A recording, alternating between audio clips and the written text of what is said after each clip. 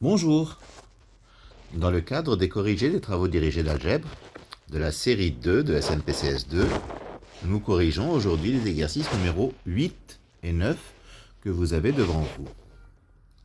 Donc, l'exercice 8, soit les sous-ensembles de R3, E, c'est donc R3.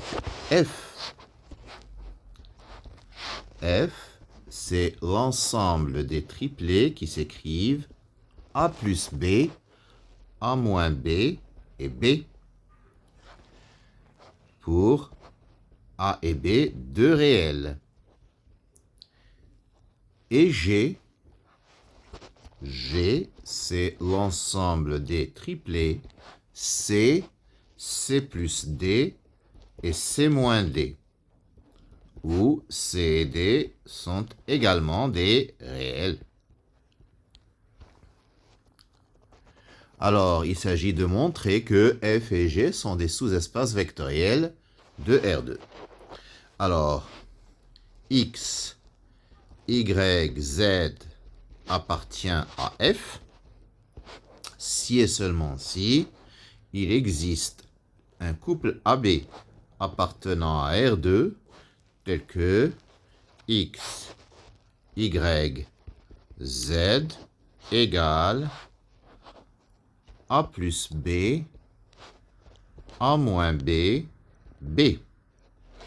C'est-à-dire A, facteur de 1, 1, 0, plus B, facteur de 1, moins 1, 1.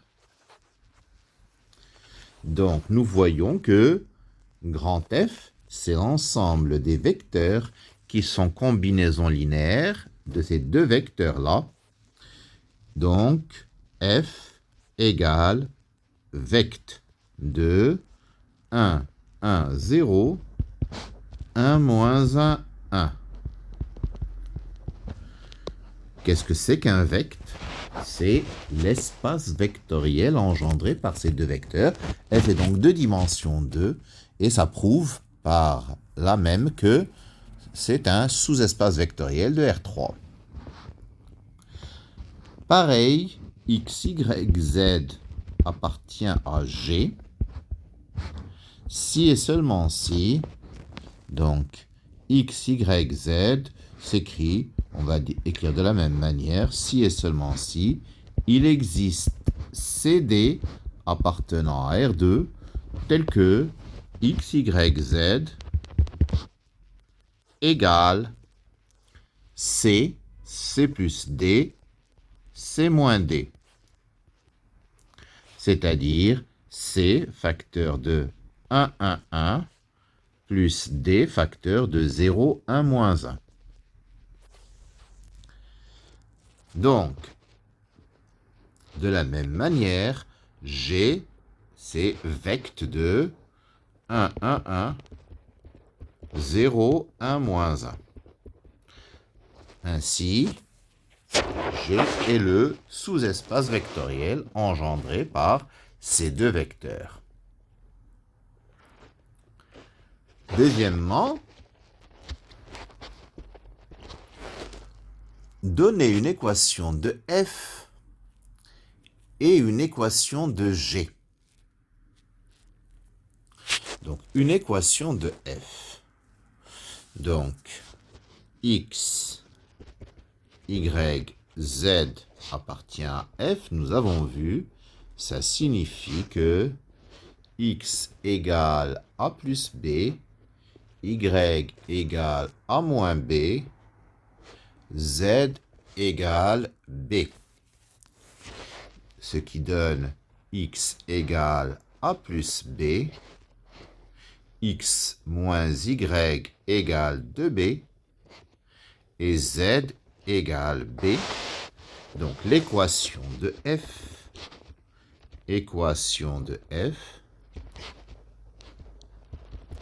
c'est X moins Y égale 2Z. Ou si vous préférez, X moins Y moins 2Z égale à 0. De la même manière, X, Y, Z appartient à G. si et seulement si x, y, z est combinaison de c et d de la manière suivante. X égale c, y égale c plus d, z égale c moins d. Ce qui donne x égale c, y égale c plus d, et y plus z égale 2c. Donc, équation de G, y plus z égale 2x.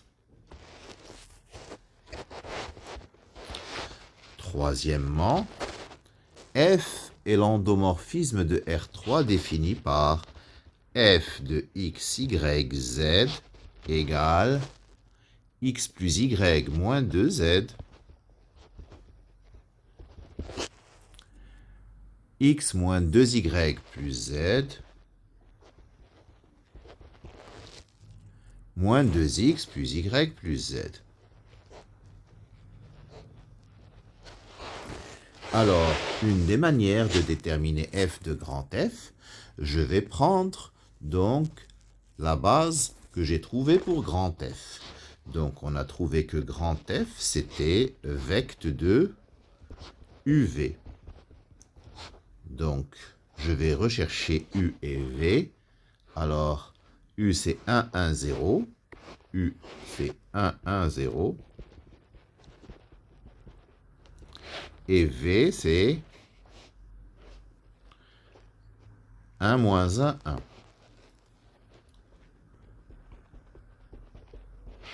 D'accord? Donc, je vais calculer l'image de U et l'image de V pour avoir f de grand F. F de petit u.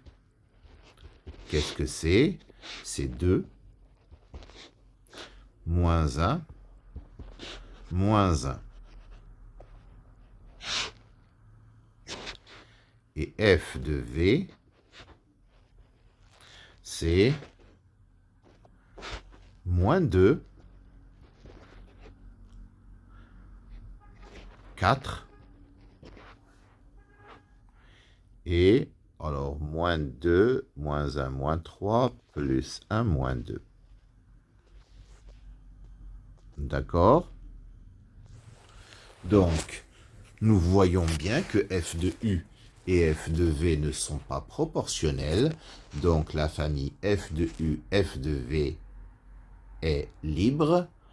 Donc, f de grand F, c'est vecte de f de u, f de v.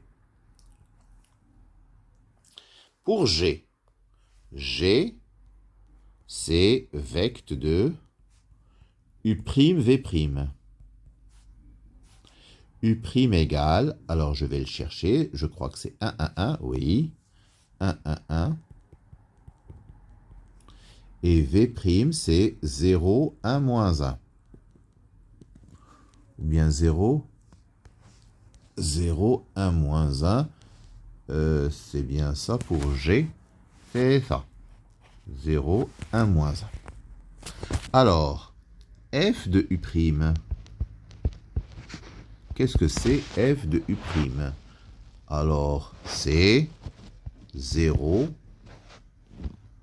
0, 0. Donc, U' appartient au noyau de f. F de V'. F de V', c'est 0.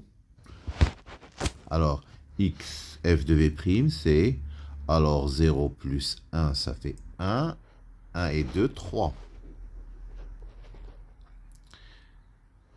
Alors, moins 2, moins 2, moins 1, moins 3.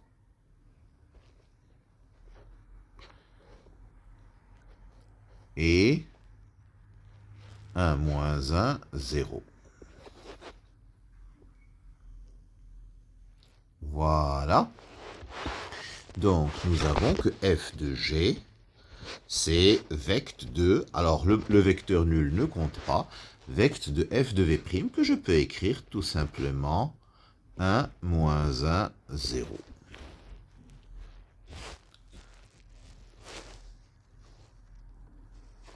Très bien. Donc, f de g est de dimension 1 parce que engendré par un seul vecteur. Voilà, l'exercice 8 est terminé.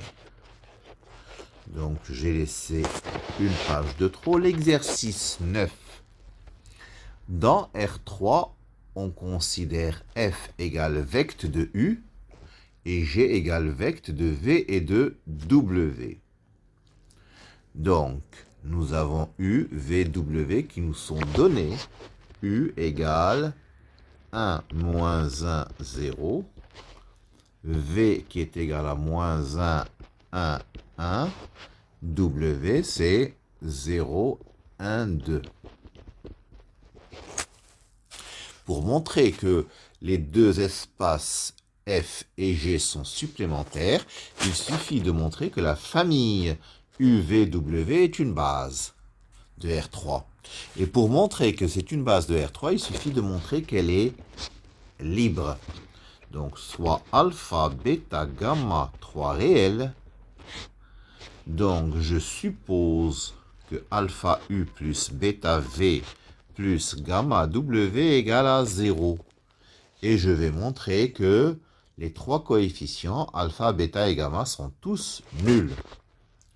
Donc, j'ai alpha, j'obtiens alpha moins bêta égale à 0, moins alpha plus bêta plus gamma égale à 0, et 2 bêta plus 2 gamma, pardon, égale à 0.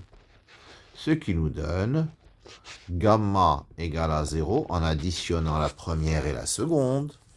Gamma égale à 0. Quand j'injecte dans la troisième, j'obtiens bêta égale à 0. Et la première me fournit alpha égale à 0. Par conséquent, U, V, W est libre. Donc, c'est une base de R3. Donc, F et G sont supplémentaires.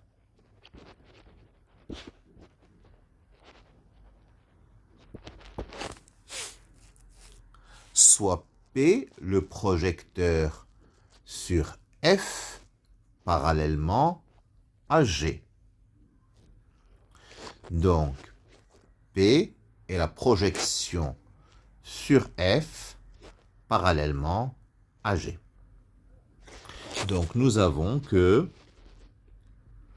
P de U, puisqu'on projette sur F, et si U est déjà sur F, P de U, ça vaut U. P de V et P de W valent 0 parce qu'on projette parallèlement à G. P de V égale à 0, P de W égale à 0. V et W sont donc dans le noyau parce que c'est la direction de projection et U est dans l'image parce qu'il est image de lui-même.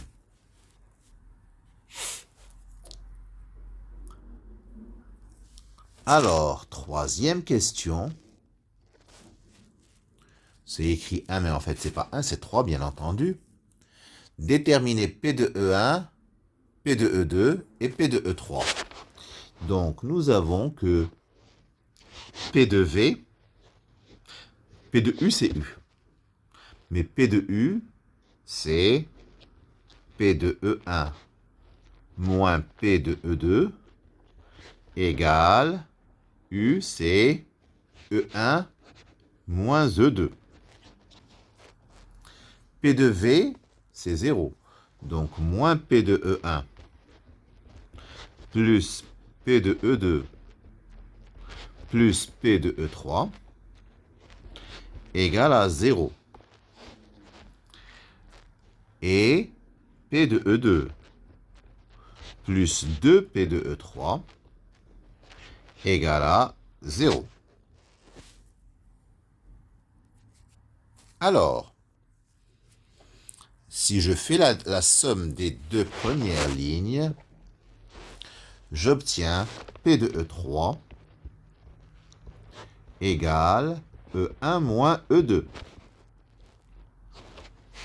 En injectant dans la dernière, j'obtiens P de E2 égale moins 2P de E3, c'est-à-dire moins 2E1 plus 2E2. Et enfin, la première ligne me fournit P de E1, c'est égal à E1 moins E2 plus P de E2, c'est-à-dire moins 2E1 plus 2E2, c'est-à-dire moins E1 plus E2. En résumé, P de E1 égale moins E1 plus E2. P de E2, c'est moins 2E1 plus 2E2. P de E3, P de E3, c'est égal à E1 moins E2. D'accord? C'est terminé pour cet exercice numéro 9. Je vous remercie de votre attention.